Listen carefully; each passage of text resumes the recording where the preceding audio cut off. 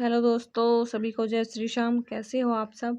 आशा करती हूँ आप सब ठीक होंगे, अच्छे होंगे। तो स्वागत है आपका आपके अपने चैनल धमाकेदार कहानी में।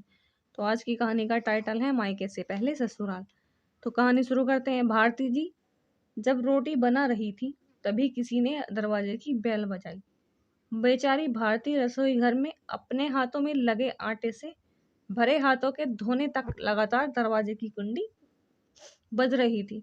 वह लगातार बोल रही थी, थोड़ा रुको, मैं आ रही हूँ। अब इस उम्र में वह भागकर जा भी नहीं सकती दरवाजा खोलने के लिए। जैसे ही दरवाजा खोला और सामने देखा तो उसकी बेटी अदिति दरवाजे के बाहर खड़ी थी। तब उसे आश्चर्य हुआ कि कुछ बताया भी नहीं, मैंने भी नहीं बुलाया, तो अदिति अचानक कैसे आ गई। अपनी बेटी को देखकर भारती बोली, आने से पहले बताना चाहिए था। अकेले ही आई है क्या? जमाई जी और बच्चे कहाँ हैं? भारती ने एक साथ कई सारे सवाल किए। तभी अदिति बोली, माँ, क्या कोई अपनी प्यारी इकलौती बेटी का ऐसे स्वागत करता है? मुझे लगा तुम मुझे अचानक देखकर बहुत खुश होगी और सबसे पहले मुझे गले लगा लोगी, पर यहाँ तो उल्टा ही हो रहा है। शायद तुम दुनिया की पहली माँ होगी जो बेटी को ससुराल से अपने घर आते देख खुश होने की बजाय चिंता में पड़ गई। क्या मैं अकेली इस घर में नहीं आ सकती? क्या हमेशा दामाद और बच्चों के साथ ही आना जरूरी है? बोलकर अदिति घर में प्रवेश कर गई और अपना सामान रखकर बोली, भाभी कहाँ पर हैं? भाभी जल्दी चाय नाश्ता लेकर आओ, आपकी ननंद आई है। बहू घर पर नहीं है, अपने मायके गई है, माँ ने कहा। अच्छा, इसलिए तुम घर संभाल रही हो और खाना बना रही हो। माँ, तुम्हारी बहू के तो ठाठ है।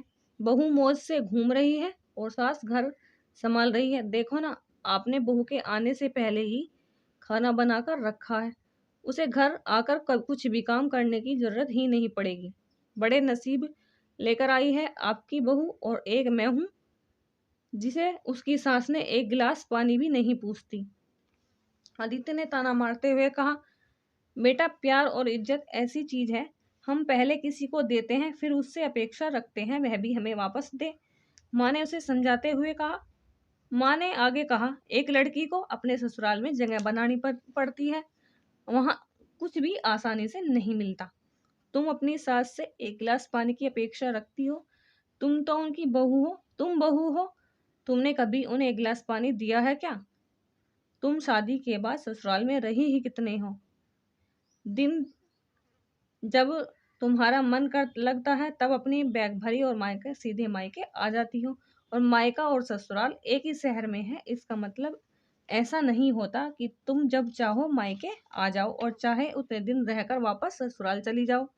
मायके में बेटी को मान सम्मान तभी मिलता है जब बेटी ससुराल का मान सम्मान रखकर मायके में कुछ दिनों के लिए आती है, तभी उसे सम्मान मिलता है। ऐसा हर रोज बिन बुलाए कोई कारण ना होते हुए भी कोई बेटी मायके में आती होगी तो उसको साधारण पूछताछ भी नहीं कोई करता होगा।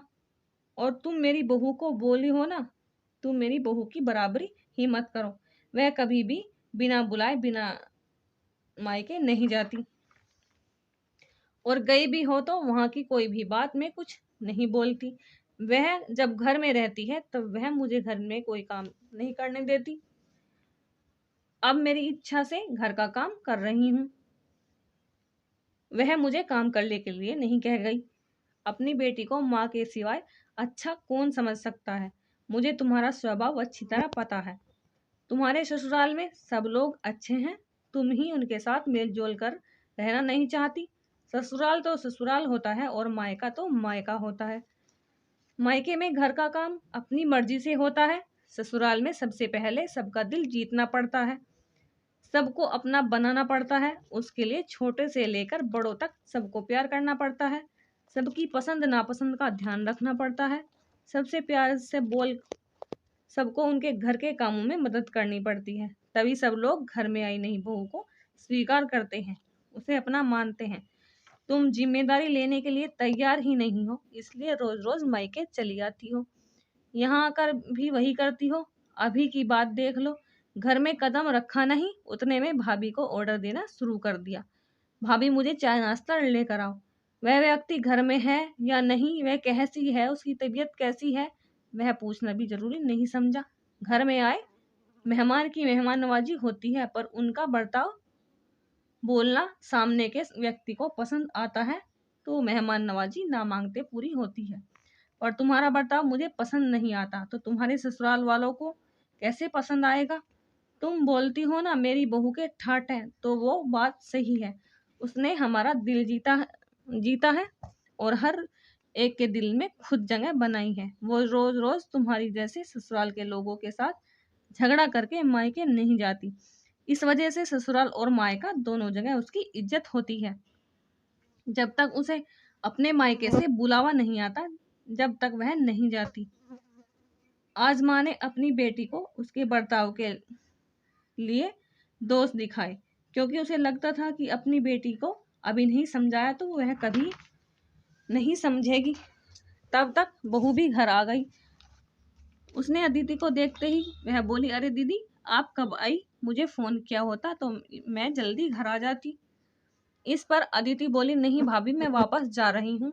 अभी ही मेरी सास का फोन आया था, उनके सीने में दर्द हो रहा है, मुझे वापस जाना है, आऊंगी वापस कभी है यहाँ पर। बोलकर अदिति अपना सामान लेकर चली गई। तब उसकी भाभी ने उसे रोकने का प्रयास किया, पर उसकी सास ने ही अपनी बेटी को रोकने के लिए मना कर दिया और अपनी बहू को बोली, बहू जाने दो, उसे पहले अपना घर संभालने दो, उसके बाद उसके मायके में आने दो। तुम भी किसी के नहीं बुलाने पर तुम्हारे मायके जाती हो क्या? तभी बहू भी समझ गई कि सास ने उनकी बेटी को जीवन का पाठ पढ़ाया है। काफी महीने हो गए अदिति का कोई फोन नहीं आया। वह खुद भी मायके नहीं आई, इसलिए उसकी माँ ने उसे फोन किया। शुरुआत में तो किसी ने फोन नहीं उठाया, फिर थोड़ी देर बाद फोन किया तो फोन उठाया, लेकिन अदिति ने नहीं, उसकी सास ने। तभी उन्होंने उनकी तबीयत को पूछा, फिर दोनों की बात शुरू हुई। तभी बीच में अदिति की सास ने उसकी माँ को धन्यवाद किया। तब अचानक उनके ऐसे बोलने पर उनको कुछ समझ नहीं आया, इसलिए भारती जी ने वापस पूछा, आप और किसी से बात कर रहे हो? अदिति की सास बोली, नहीं तो फिर धन्यवाद किसको बोल रही थी?